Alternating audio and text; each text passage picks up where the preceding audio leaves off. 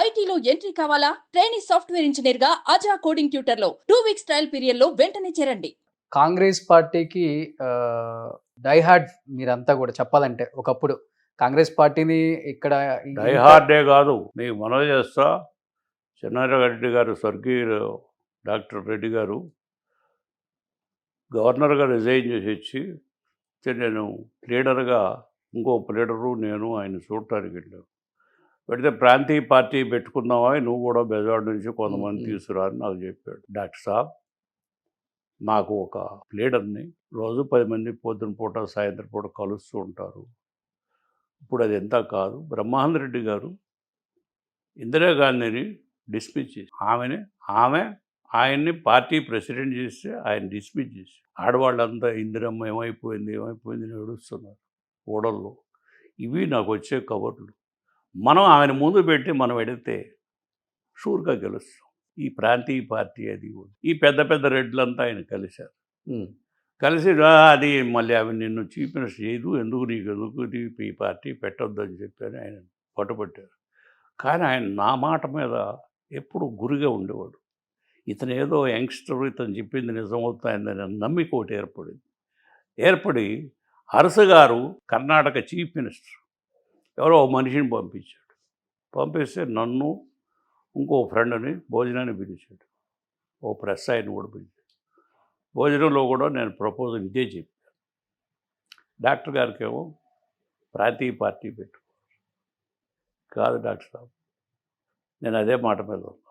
ఆ అమ్మాయి ఏం చేసింది, అరసుకు ఫోన్ చేసి ఇక్కడ ఎవడో భాస్కర్రావు అని ఉన్నాడు, వాడు ఇట్లా చెప్తున్నాడు, మనం ప్రాంతీయ పార్టీ పెట్టుకున్నాము, కర్ణాటక ఆంధ్రకి కలిపి మీరే నన్ను ఇక్కడ పంపారు, ఆయన్నేమో ఆపేశాడు ఇతను, మీరు రండి అని చెప్పిన ఆయన చీఫ్ మినిస్టర్ స్పెషల్ ప్లేనర్స్ గురించి. మళ్ళీ డాక్టర్ గారు మమ్మల్ని భోజనానికి పిలిచాడు. మొన్న ఎవళ్ళు పిలిచాడో మళ్ళీ వాళ్ళు ఆడ పిలిచాడు. నేను కూడా భోజనం చేసేటప్పుడు అంతా కబుర్లు చెప్పుకున్నాం. భోజనం అయినాక నేను చెప్పింది విని అరసు గారు who is this young man అని అడిగాడు. అడిగితే ఆయన లీడరు హైకోర్టులో యంగ్ మ్యాన్, అతను ఏం చెప్తే అది అవుతాయింది, నాకు నమ్మిక, అందుకని అతను ఫాలో అవుతాను నేను. చెన్నారెడ్డి గారు ఓ ఐ సీ అన్నాడు. ఆయన చుట్ట అవుతాడు. ఓ ఐ సీ అన్నాడు.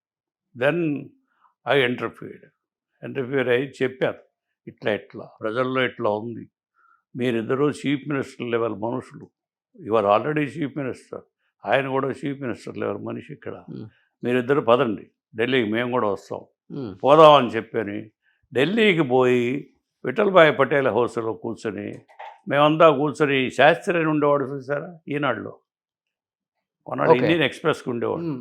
ఇండియన్ ఎక్స్ప్రెస్కి అప్పుడు ఆయన కరెస్పాండెంట్. ఆయన ఇందిరాజీ దగ్గరికి పంపి, నువ్వు ఆమె నచ్చ చెప్పి తీసుకురావయ్యా, మేము విఠల్భాయ్ పటేల్ దగ్గర జెండా పుచ్చుకొని ఉంటామని చెప్పి జెండా పుచ్చుకొని కూర్చొని మేమంతా కుర్రాళ్ళం, వాళ్ళు వీళ్ళు అంతా 100-200 మంది ఉన్నాం. ఆమె సాహసం చేసి వచ్చింది. ఎందుకంటే ఆ బ్రాహ్మిన్స్ అంతా నా వెంబటి ఉన్న సలహాదారులంతా పొలగాలు బయటికి తీయొద్దామని అని మాకు చెప్పారు. ఆమె సాహసం చేసి వచ్చి జెండా లాగేటువంటి ప్రెస్ అంతా చుట్టూ గుమ్మగుడి గబగబా నీ పార్టీ ఏం పార్టీ అన్నారు. నేను ఎక్కడుంటే అక్కడ పార్టీ అన్నాడు. ఓ కాంగ్రెస్. అసలు విచిత్రం చెప్తా, ఇది అయిపోయినాక ఆంధ్రాకు వచ్చింది, అదే ఆంధ్రప్రదేశ్ వస్తే చెన్నారెడ్డి గారు, నేను, మన ఈ కిరణ్ కుమార్ రెడ్డి ఫాదరు, మేమంతా కలిసి మదనపల్లి వెళ్ళాం. ఆమె మీటింగ్లు ఉన్నాయి. మీటింగ్ అడ్రస్ చేసిన తర్వాత ఇక్కడ స్వామివారు వచ్చారట, పెద్ద స్వామివారు, కంచి ఆయన పెద్ద స్వామి, చాలా దేవుడు కదా ఆయన, వాకింగ్ గాడ్. ఆయన ఈ ప్రాంతాల్లో ఉన్నాడంటే మేము ఆయన దగ్గర బయలుదేరి ఆమెను తీసుకు పార్టీ పేరు అది అడుగుదాము, ఏం సింబల్ అడుగుదాము అని చెప్పాను. పోయాము. ఆయన బావిలో స్నానం చేస్తున్నాడు. ఏం చేస్తూ కొంచెం దూరం వెళ్ళినాక బావికి దగ్గరలో మేము జరిపోతే ఆపారు. మనిషిని పంపాడు. ఏంటి ఎందుకు వచ్చారు? ఏదో పార్టీ పెట్టుకున్నాము, మీ ఆశీర్వచనం అని. ఆ సింబల్ ఆయన చెయ్యి చాలా మంది తెలియదు. ఓకే, సో కాంగ్రెస్ పార్టీ పుట్టింది అక్కడి నుంచి. అది ఆ సింబల్ ఆ సింబల్ ఆయన చెప్పినాక ఇక మాకు ఎంత ఉత్సాహంగా బయలుదేరి కారు వేసుకున్న రాత్రి తెల్లవారిపాటి బెజవాడ చేరి నేను సింబల్ గుర్తు చేసి బెజవాడ నుంచున్నా కదా గుర్తుపెట్టి చెయ్యి చెయ్యి చెయ్యి చెయ్యి అని కుర్రాళ్ళంతా రోడ్డంతా గోలన్నమాట. అలా వచ్చి తీసుకొచ్చాం ఆ పార్టీని, ఆమెను మళ్ళీ పదవికి ఎక్కించాం. ఓకే. అట్టే ఇక బెజవాడలో బెజవాడ అంటే ఏలూరులో బయలుదేరాం. ఆమె, చెన్నారెడ్డి గారు, నేను, జనార్దన్ రెడ్డి కూడా ఉన్నాం. అందరం కలిసి బయలుదేరాం. ఒక 20 మీటింగులు మెడ్రాస్ దాకా అడ్రస్ చేసుకుంటూ వెళ్ళాం. మెడ్రాస్ వెళ్ళేటప్పటికి వెంకట్రామన్ సౌత్ మెడ్రాస్లో నుంచున్నాడు. ఒక 20 మంది ఉన్నారు డయాస్ ముందు. వర్షం పడుతుంది. భాస్కర్ ప్లేన్ వచ్చిందా నాకు అని అడిగి, వచ్చిందటమ్మా. సరే ఎర్రడోమ్ వెళ్దామంది. ఇందులోగాడు ఏదో పిల్లల పేరు పెట్టమనేది ఆడు పేరు పెట్టింది. వర్షం కురుస్తుంది. ట్రైన్ దగ్గరికి వెళ్ళి నేను, చెన్నారెడ్డి గారు, ఆమె సెలూన్లో కూర్చొని 2ంటికి అర్ధరాత్రి హైదరాబాద్ వచ్చాం. ఆమె ఓపిక చూడు. ఇందిరాగాంధీ గారిది. 2ంటికి కెనాల్కి అదే గెస్ట్ హౌస్కి పోయి, ఏదో గెస్ట్ హౌస్ ఉంది కదా, గెస్ట్ హౌస్ ఆ బట్టలు అవి మార్చుకుని మళ్ళీ కారు తీసుకుని బీదర్ వెళ్ళిపోయి అంత కష్టపడి అట్లా గెలిపించామని. డబ్బు ఎక్కడిది? మేము ఇచ్చిన డబ్బే కదా, చెప్పుకోకూడదు బయట. బట్ అంత దగ్గరగా ఉంటారు కదా ఇందిరాగాంధీ గారికి మీరు. అంత దగ్గరగా ఉండబట్టే మన ఇంటికి వచ్చింది. ఇంటికి కూడా డైరెక్ట్గా వచ్చేస్తారు. డైరెక్ట్గా వచ్చింది. డైరెక్ట్ చెప్పకుండా డైరెక్ట్గా ఇంటికి వచ్చింది.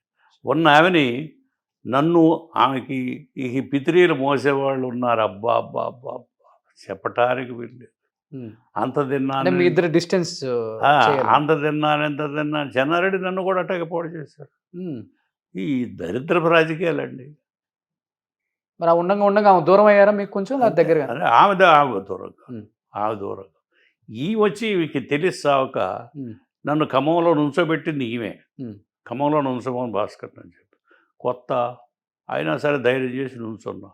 తెలుగుదేశాన్ని, కాంగ్రెస్ అన్నింటినీ ఓడగొట్టి వచ్చారు. అదే మన వీళ్ళు అదే పార్టీ, కమ్యూనిస్ట్ పార్టీ ఓడగొట్టి వచ్చారు. గెలిచి వస్తే 1 ఇయర్లో అయిపోయింది. అయిపోతే సీట్ నాకివ్వాలి కానీ ఆ అమ్మాయిని పిలిచి అమ్మాయికి ఇస్తా. అక్కడ నేను విభేదించాను. నువ్వు హైదరాబాద్ నుంచో ఎక్కడైతే చీఫ్ మినిస్టర్ అని చెప్పి అర్జున్ సింగ్ చేత చెప్పించింది. అక్కడ బాధపడి ఆమె నుంచి నేను దూరం అయ్యాను. బట్ ఇంత క్లోజ్గా ఉంటారు కదా, నిజంగా ఇప్పటికైనా చెప్పండి, ఇందిరాగాంధీ గారిని కాల్చి చంపారా లేకపోతే ఎలా చనిపోయారంటే ఏమని చెప్తారు మీరు? అది భగవంతుడికి తెలియదు. భగవంతుడికి చనిపోయి మీకు తెలిసిన వర్షన్ ఏంటి అసలుకి? నాకు ఇంకో వర్షన్ ఏం తెలియదు. అందరూ చెప్పిన వర్షన్ పేపర్లో వచ్చింది. గన్మెనే కాల్ చేశారని ఇంకో వర్షన్ తెలియదు నాకు. కాకపోతే అప్పుడున్న ప్రెసిడెంట్ గారు కూడా యాంటీగా వచ్చాడు. ఓకే. ఆమెకి యాంటీ. ఎందుకు అంత యాంటీ? అవునే కాల్చి అంత యాంటీ ఏమైంది? బింద్రవాలా అక్కడ బింద్రవాలాని చంపించిందని కోపం. కేవలం ఒక్క రీజన్. ఆ సిక్కులు వాళ్ళ కులం, వాళ్ళ మతం అట్లా పిచ్చి ఆడ చేశారు.